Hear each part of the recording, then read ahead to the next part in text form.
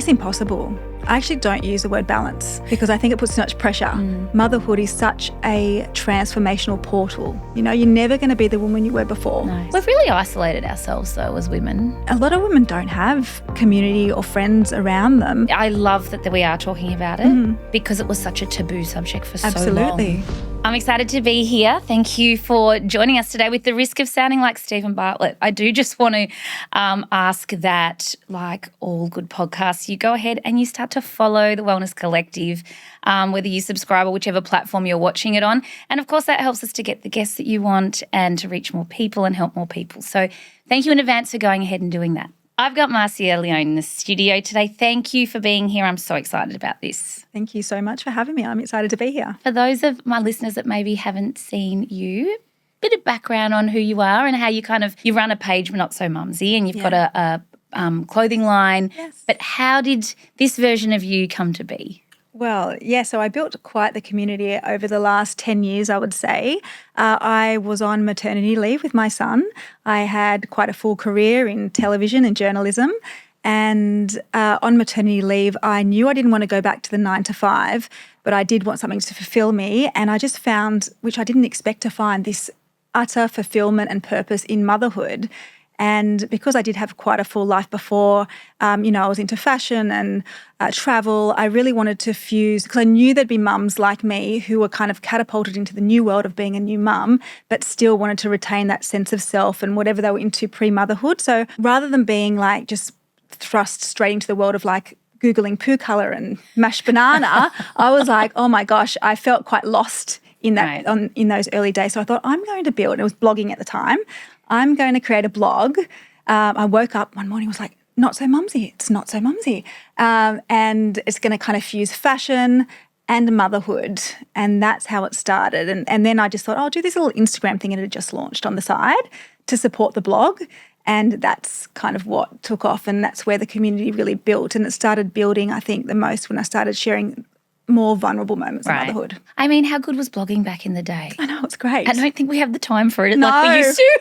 I actually just deleted it. I was like, I don't think anyone even goes. I had it sitting there for years. Mine people go back to because there's so much health information. People and it's quite still relevant. It's timeless, yeah. Right? But there's so much on there. But I also look back and go, wow, I really dedicated a lot of time to that. And it was, you're right, before Instagram, and then Instagram came along, and you can kind of share the same types of things, I guess, with the community, maybe not as much detail. Yeah, that's the thing. It's like that short, I mean, no one really has that much time these days, so it's that short form But you used to wake up and you used to be like, you'd have your favourite blogs and you knew what day they'd publish and you'd literally eat your breakfast and look at what that person was saying at that time. It was the blogging era. It was the blogging era. I kind of forgot about it, even though I think like you, it catapulted a lot of people's careers. Yeah. And it gave us a platform just like Instagram does now. So that's where the title came from, because that was one of my questions. I was like, what does that even mean? I mean, I kind of get it, but I love that. Yeah, it's that notion that you are totally defined by motherhood and you can lose yourself in that. And of course you do to an extent. It's kind of all-consuming, right, when you become a mum. But it's just that notion, well, no, I actually want to retain these other facets of me, like the woman inside, the mother, and kind of still acknowledge that she's there. Yeah, because I think we lose – a lot of women find that they lose their sense of self. And even with you saying, you knew you didn't want to go back to what you were doing before, but you still obviously had passions and things that you wanted to fulfill. Yeah. I think a lot of women feel very torn, or almost a little bit like they shouldn't fulfill those passions at that point in time. Absolutely. We have this real, we need to sacrifice ourselves for our children. And like I said, it is all-consuming those early days, but it is important. And, probably in the first 2 years you don't have much time or scope for that. But I think when, you're able to come up for air, maybe when your kids are in preschool or start school for sure, then you start thinking, oh, well, who am I outside of motherhood? And also I think, I know I've said this before on podcast episodes, but I remember my best friend saying to me, I'm a better mother for working. And I didn't have children at the time. And I thought that was a horrible thing to say. I was like, I fully judged her, full transparency. I was like, that's horrible. Yeah. Once you make that decision, that is your life now. And then I became a mum. I was like, oh, I really get this now. I actually will still say I'm a better mother for working. Yeah. But it is hard in those early days to have that balance. And women really, we still. It's impossible.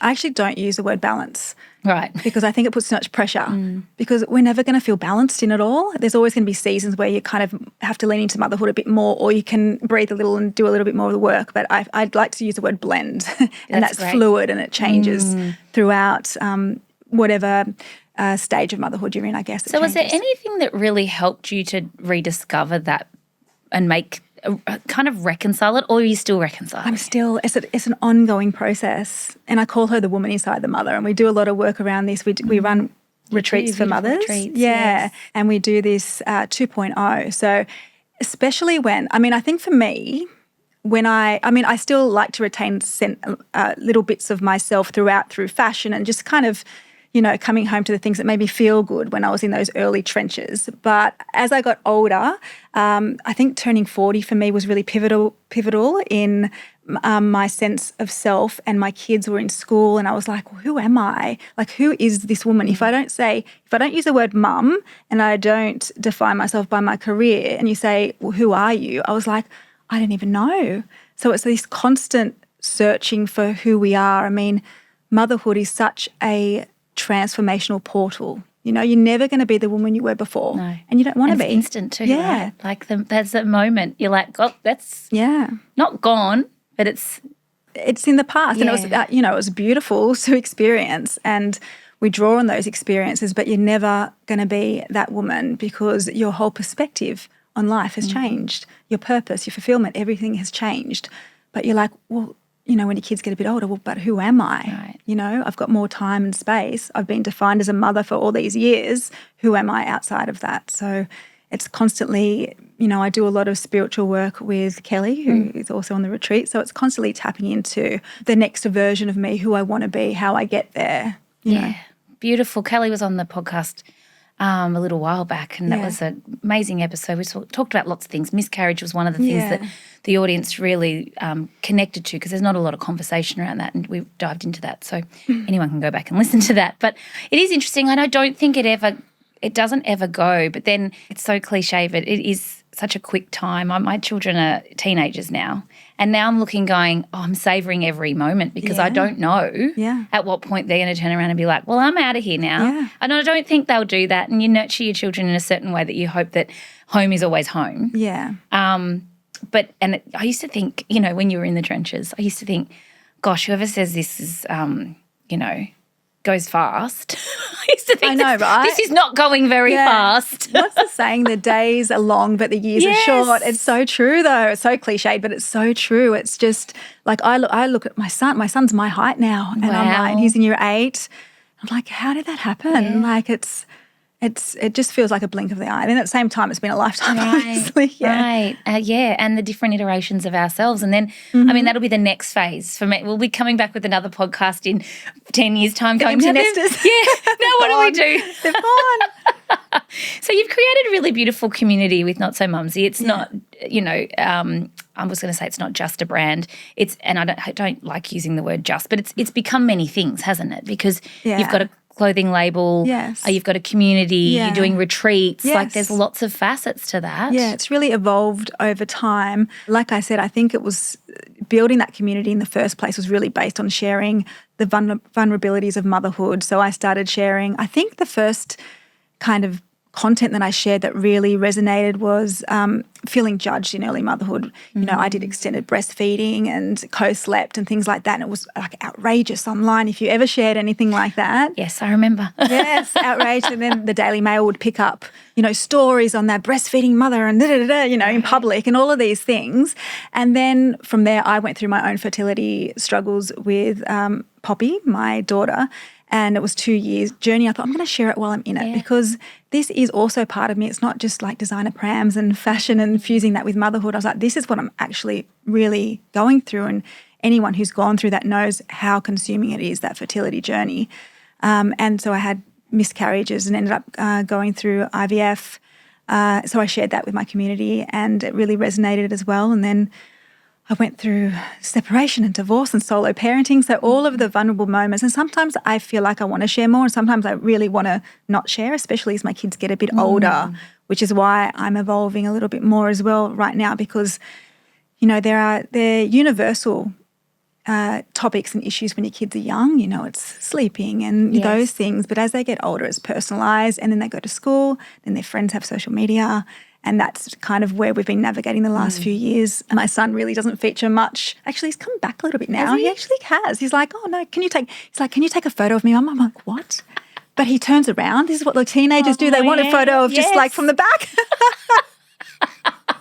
It's cool. Yes, it's cool. So funny. But he, you know, from kindergarten till probably year 7, very rarely featured on my social. So I was trying to share motherhood without exposing them, you know, which has been kind of a fine line. But yeah, it's evolved throughout the time, I guess, over 10 years now. You know, you never know the impact that you're having, but it's at the same time part of those processes that you were going through and the different things that you were facing, the community was there for you too. Oh, 100%. We're pretty lucky in that sense. Like when you have these communities and you're like, when you actually need them. Absolutely. Particularly through the miscarriage and all, you know, and even single motherhood, like the amount of conversations I have in my DMs with women, even like, I've been walking in a cafe or down the street and like a woman, I remember, came up to me crying. She goes, you don't understand how much you helped me when I was going through my miscarriages. And you just don't, you know, you're talking to a camera and you're writing things out into the abyss. And even though you have probably the same people that chat back to you a lot, you don't actually realise the impact you have on like a wider audience that aren't the people that are chatting in there. And it's soul-filling purpose. It's hard too, though. You're right. There is a fine line because you want to share things. You don't want to overshare things. People don't forget either. Yeah. Yeah. You say things and they come back and they remind you. Yes. It's quite wild, really. It's once upon a time when we used to broadcast, we used to, you know, be invited on a television segment and you'd go on a television segment and you'd have your 2 minutes to talk about something. Nowadays it's right there. We're using it all the time to connect, to promote things, to it's a job. It is. But it is hard, and I think sometimes maybe, you know, you've grown with your community. I have. And evolved with them. Yeah. But to the outside, that's hard to understand if you've never had that before at the same time. So people are expecting or asking things of you that you maybe just don't want to share, which is fine. Yeah, and I go through a lot of, especially with the single motherhood journey, because that's really quite personal for my children as well. So there's a lot of boundaries around that, and there are certain aspects of it that I wish that I could talk about more because I know it would help so many women, but I just can't because at the end of the day I have to prioritise my children, and like you said, what you put out there is out there forever. And we're telling them not to put everything out there. Well, that's right. No social media for you. But here I am. Like, just be careful because that's out there forever or something we never had to deal with growing up. It's true. Yeah. Thank goodness. Yeah. I grew up in the country too, so it was even like, it's so different city country. I mean, they've both got pros and cons, but I feel like that would have been just horrendous. Having that, and they've got to navigate that now, don't they? Yeah, I grew up on 400 acres as well. Yeah, there you go. Riding, country girl, small country school, 10 kids in my year, but yeah, it's a great way to grow up. Amazing. So I know that you value self-care. Yes. And I would love to hear of some of the practices that you kind of swear by that are your non-negotiables that really help you to be the best version of yourself. Yeah. Which is cliche, but people love hearing it. I know. And before I answer that, I have to say the last year has been very tough for me personally. I have felt I used to have space to do these self-care practices more than I do now. But when you become a solo mum and it's just you, and I'm running a business and I'm a mum and I'm solely responsible for the finances and all of the things, that is always the first thing that goes to the side is the self-care. But it's the most important thing because if you don't fill your cup, you cannot pour from the overflow, and you just become so, you're not patient with your children. Like, it just has such a ripple effect with everything.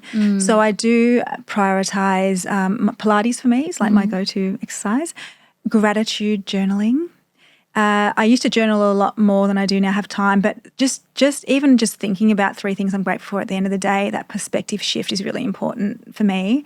So I like to, go for little walks, just take 5-minute breathers here and there.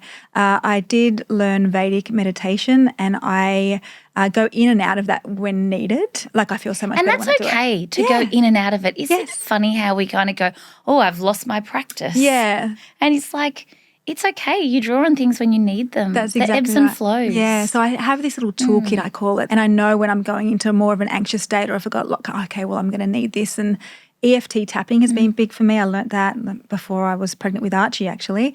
And I've taught my kids how to do that as well, just to regulate their emotions. So I guess it's just, positive self-talk as well. That's important. It's very important. I do a lot of healing with Kelly, like we do our sessions as well, that spiritual and that, motherhood brings up all of the triggers, right, from your past and your childhood to clear and to do. It really does. It brings up all of your anxieties that you had when you were a kid too. Yes. At those peak times. Yeah. I did read something the other day that said that your children would trigger you the most at the age where you needed the most love. And it's so true. I would believe that because it's very interesting. I really didn't like primary school. I actually loathed it. I think it was because it was tiny. Like you, I had a tiny primary school. There weren't many girls. And it was, there was a lot of tension, a lot of jealousy, and I just didn't like it. Yeah. And so when my kids were that same age, that was the hardest. I loved high school. Now they're in high school. I'm like, oh, we've got this. But the primary school was a lot of triggers, really triggering. So I can totally relate with that. Yeah, that's true. The two peak times where I kind of went through a bit of trauma was when I was 7. I had my sister pass away, and then when I was 12, my grandfather passed away. And Archie and Poppy at those ages now, so I feel double triggered. I feel like that they're demanding a lot. They're needing a lot more care right now, emotional reassurance right now. Probably because I did at that age. Right. Yeah. And I'm able to give them what I felt like I didn't really get. And I think also just back to the practices and how sometimes things fall by the wayside and we really beat ourselves up about it. But what if it was actually the other way around and you just pulled from what you needed at the times that you need it? That's right. Because sometimes we actually feel like we're firing on all cylinders, right? We feel like we're in a flow and things are great. My Pilates is probably a non-negotiable for me because it's just like my time.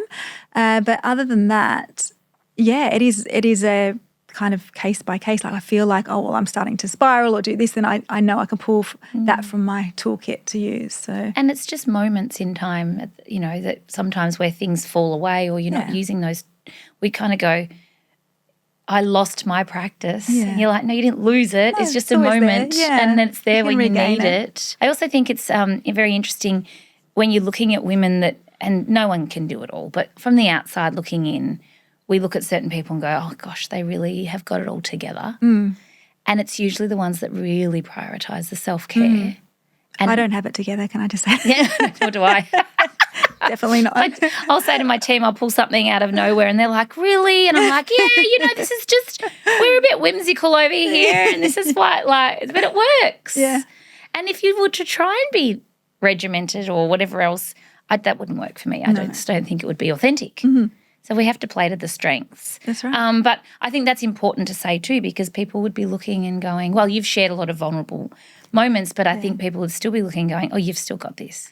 Like if anyone can do it, you can because it looks like you can. Which is why I share, it's only kind of if you really go deep into my stories, I share like these disaster house moments and things where you come home and the house is just looking like it's been ransacked. Like that's how it looks when I get home from school drop-off because the morning has been so chaotic and it's just those everyday moments of chaos which are there, which every mum can relate to, and I like to share those as well because sometimes my feed can look a bit curated because there's a lot of ads and a lot of, fashion and but sometimes I like to turn the camera and go, well, this is actually what it looks like behind here. I just cleared this off to take this picture.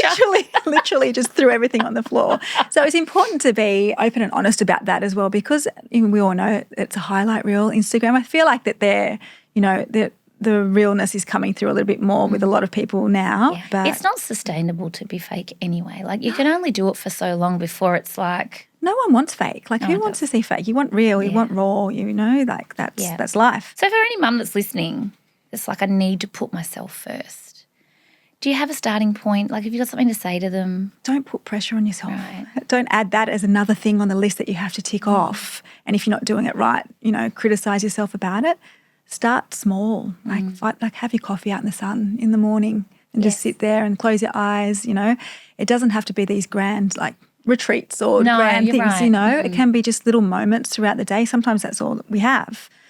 So I would just start small and just speak kindly to yourself is the most important thing, I think. Give yourself grace. Yeah, absolutely. The retreats that you run are for this reason, right? Like, tell us a little bit about them. Yeah, it's for mums to fill their cups because we are constantly pouring into everybody else.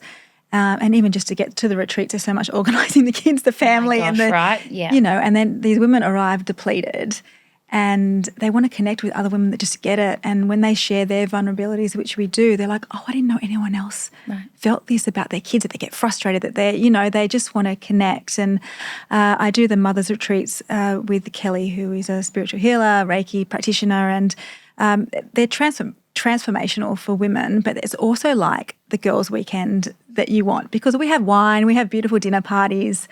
It's just really a weekend to reset and to, take yourself out of your everyday life, and then you go home feeling really more grateful, present for your children and for your family. And nurtured, I'm sure. And nurtured, And then there's like a lot of Me Too moments by the sounds of it, where you get to share and... Absolutely. They're really profound. We've really isolated ourselves, though, as women, haven't we? 100%. As women, as mothers, I mean, I don't know many people that have like that big group of friends. Like I have a couple of close friends in different groups but a lot of women don't have community or friends around them or support. And people are making friends for life through these retreats as well. Beautiful. And connecting with other women is so important. We've lost that magic of just sitting in circle with and the power of that energy when we sit in circle with other women. It is totally transformational. I feel like, I don't know where we stopped doing this, but somewhere along the line, because I'm pretty sure women were doing that at some point in time, and we just got too busy. Too busy. Our support net, we moved away from families and friends and communities. We live in big cities now. So a lot of us don't have that support, and it takes a village. You know that saying, it takes a village. I wanted to create that village in real life, offline, because I feel like I've created a bit of an online village, but I really wanted to bring that offline for women who wanted to connect in person, which is something that I really, especially after the COVID years, we really crave that in-person connection. It's interesting. I think we've somehow been at some point told that we shouldn't talk about things, that we should keep things to ourselves, which for some things in life might be true. I don't think you should necessarily go out there and tell people about your business plans or especially family, because they're usually like trying to protect you and save you from something that they think might not work. Yeah. But when it comes to our bodies and how, what we're feeling, I feel like that's where there should be more conversation. Absolutely. And there is a lot more around hormones now, as you know, which is just incredible. We're doing a wellness retreat at the end of the year because as I share, as we evolve in different stages, I'm in my 40s now, obviously going into perimenopause and, going a little bit batshit crazy. I got you there. It's okay. We'll be fine. We're going to be okay. So it's just navigating the different phases of women, and there's a lot more conversation thanks to people like you about this. And it is going mainstream, isn't it? It is. It's actually really interesting that you say that. Look, I get goosebumps when we talk about it. But I love that we are talking about it. Because it was such a taboo subject for so long. But so was infertility. Yes. When you were probably experiencing challenges, people weren't really talking about it, which is why you talking about it allowed people to go, oh, my goodness, I can connect to that. Yeah. For some reason, especially perimenopause. Menopause, you kind of knew that person. You were like, oh, I feel like they're a bit heated today in every sense of the word. Like, I feel like we, as a kid growing up, someone make a comment or you kind of knew. Yeah. But perimenopause is interesting. There's just no one. We're lucky that we're having these conversations. Our children are going to be very lucky. Absolutely. The conversation will be just out there. Everyone's talking about it. Absolutely. Yeah, it's so important. But I was talking to a patient the other day and I said to her, she was talking about period pain, and I said, oh, is the pain sharp, stabbing, is it burning? Is it a burning pain? And she said, oh, yeah, isn't that what everyone has? And I said, no, it's not, but you probably would never think to ask someone or even in a general conversation say, oh, my period pain's a burning pain. She didn't know. That's right. Why would you? Yeah. I didn't even know that till now. There you go. So there's, everyone has different types of pain and we don't talk about it because we don't talk about it. Yeah. How would you ever know? It's not like you're going into the nitty-gritty. You just kind of go, oh, yeah, I get pain or I don't get pain. That's right. So there's a whole wide world out there, but we get to talk about it. That's and good. I think it's because, you go to the GP and they don't really know. Like especially if you go to a male GP, they're like, they do your bloods. Oh, no, you're fine. You're not in, you've got all, but it's like, well, they don't look at the symptoms and all of the things in between. So it is important. And we always Great work want people to feel be optimal. And I think that's where unfortunately, the system lets us down. But let's talk about your label. Okay. How did that come to be? Obviously, you said that it was a creative outlet. Yeah. So I had built my community, and then I was pregnant with Poppy. And I found in early motherhood, I lived in my pajamas, but I still wanted to feel really good and be able to like duck out the door or go to the shops or get the mail, or, and feel great in my pajamas.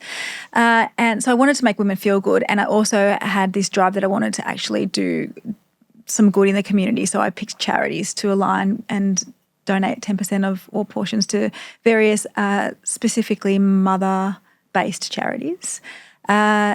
So we started on the kitchen table, and I wanted it to be local, sustainable. I didn't want to just be an influencer doing fast fashion and putting my name on something. It had to have meaning. It had to have fabrics, natural. I have a polyester-free philosophy. So natural fabrics. I started locally made. I still have locally made collections. Because we grew so fast, we did go offshore, but we have ethical factories and we still use like bamboo cottons and natural fabrics, which is really important. Can you explain why that's important to the person going, why does that matter? I've been doing a lot of research about that. It affects your hormones. Also, so you're consuming, the polyester is plastic. Yeah. So we don't eat or drink plastic, but the skin is our biggest organ. Right. Dyes as well, we use non-toxic dyes because the dyes go into your skin as well. There's things you don't think about, but they do. So it is really important, especially because a lot of pregnant mums, I started designing that for breastfeeding and pregnant mums. And now the categories have grown from that, but very important if you're pregnant or breastfeeding or trying to get pregnant, that you're not, putting toxic chemicals into your body. And then finding factories or, all that whole production side of it that align with those ethics. How easy is that? It's easy if you're doing it made in Australia. Right. If you're offshore, it's not easy. But then doing it in Australia is quite costly. It's costly. They can't do the volume. So we still have locally made collections. Our fabrics are knitted in Melbourne, all Australian cotton, and the garments are made in Sydney. When we went offshore, my previous role, I worked in marketing and television, and we did a lot of merchandise, and it was for the BBC. And they had to have SMETA-approved factories that were above board because they couldn't be, using child labour or anything like that. So I had contacts to find factories that were above board in that way. And then it was speaking to other people in the industry to find factories that used natural practices and and there's not a lot. No, that's what I mean. Offshore. And it is more expensive, which is, you have to pass that on a little bit. So I'm not going to be able to compete with Kmart pajamas or anything like that. I don't think that you want to. No, you don't. At the end of the day, like when you've got to stand true to who you are. That's right, yeah.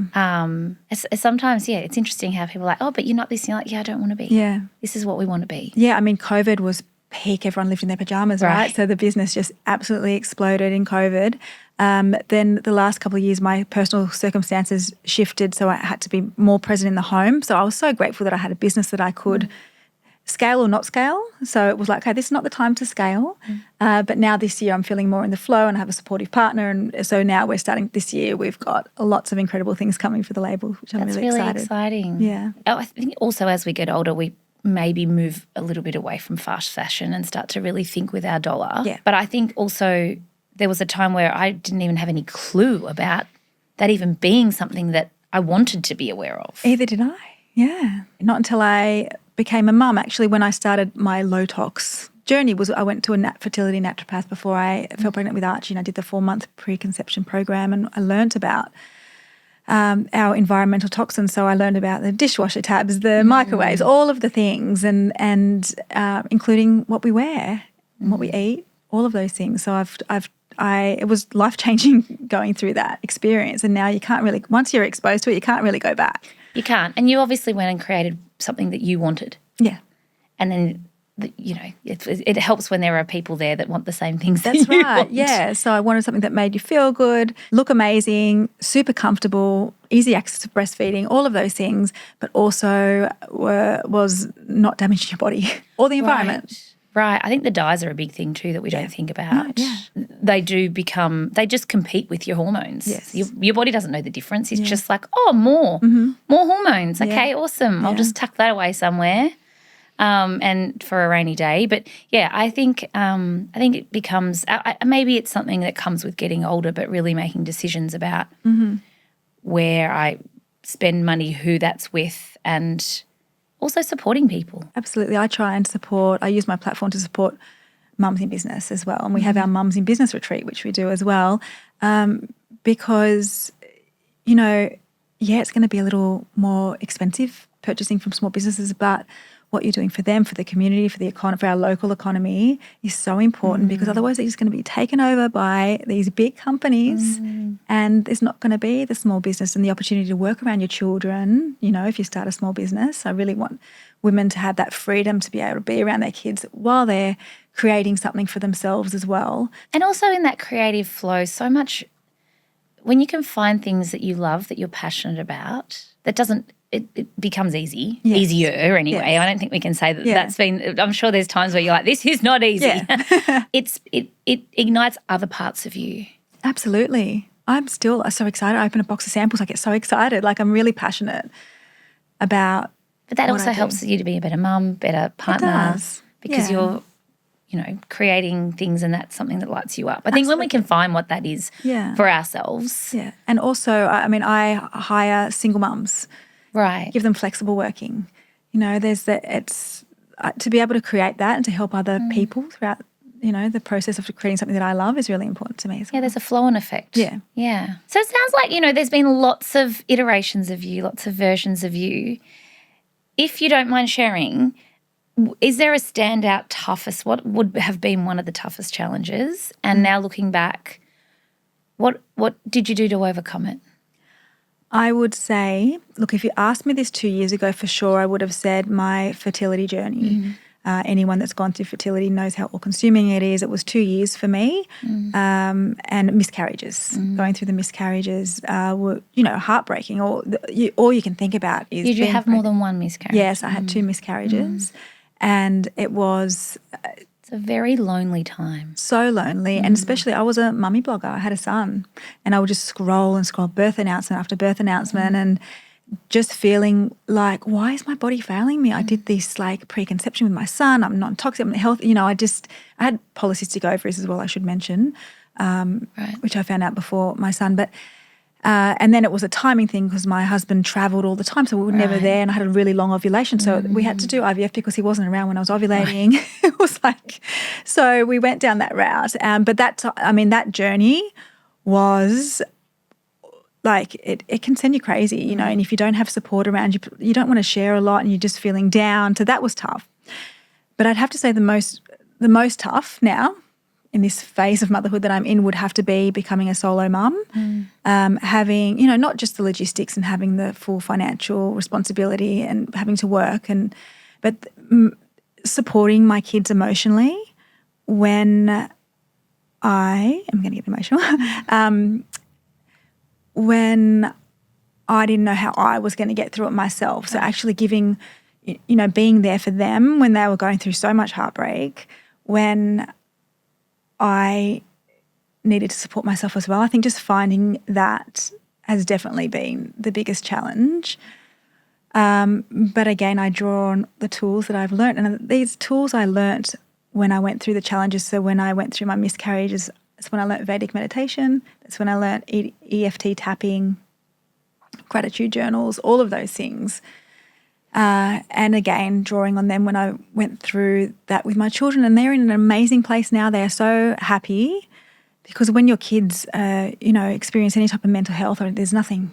It's just very hard when there's an uncertainty. They don't know, you don't know. It's not like you've ever done anything or gone through that before, and not you probably never want to do it again. No. But I think it's the uncertainty that no one can tell you.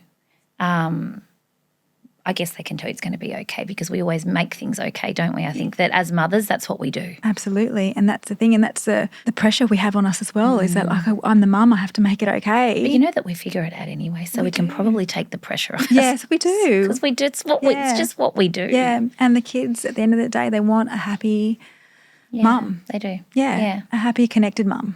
That's what they need. And I'm so grateful I've been able to show up for them in that way. I think also that's such a thank you for sharing because it's vulnerability and it's hard to share things sometimes. But I also think that the person that's listening that's in the trenches of that right now would be really appreciative of hearing that, and also that your children are happy. They are now, yes. And they've in the uncertainty and whatever, but that you can reach that place where you're like, you can look back. I'm sure you can look back on all of this and go, I get it now. I get it now. Absolutely, everything is happening for your highest good. I truly believe that, even the most challenging parts, and I wouldn't change any of it that I've been through because of the growth and what we've learnt and how close we've become and all of it. Yeah, thank you. It's going to help people. It is. Not So Mumsy's continuing to grow. Obviously, you're like, I can scale it, I can not scale it, I can, and I think that's so powerful and empowering to you, and you should feel really proud about that. What's next? What's in the future for you? More of what you're doing? Are there some other things that you can share? I think I took the pressure off a couple of years ago of having to show up. You think that you have to show up all the time on social media and, it is your business at the end of the day, and then you have to be vulnerable and you have to, I was like, I have to post every day, and I was burning myself out trying to do it all and everything. So I just took that pressure off. You know what? I don't actually have to do that, and I can go through seasons where I share more and go through seasons where I'm a little bit more private and it's more superficial, and that's okay. I'm very grateful to be able to do that. I feel like it's more of the connecting women, the retreat style, the workshops, helping women in the next evolution of motherhood, which is the woman inside the mother. It's coming out of those early motherhood trenches like me, and you're going into the next phase of that middle child stage. And taking, it's a fun stage too, by the way, I have to say. Yeah. I just enjoy so much parenting teenagers. It's wonderful, and showing. I know we always talk about we're going to miss when they're little, but every season has its joys, and focusing on that, taking my community through those stages as well. But so more retreats, workshops, connecting, probably a second book, maybe some online workshops. Yeah, just about that next phase. Yeah, more of just sharing, being vulnerable, open, and giving other women platform to share as well. I think it's important. So exciting. Thank you so much for being here today and for sharing. And like I said, women will be able to have those Me Too moments, connect to everything that you've shared. And of course, those of our listeners that haven't found you, they can check out everything in the show notes and connect to your Instagram and your brand and support you as well. So thank you again so much. Thank you so much for having me.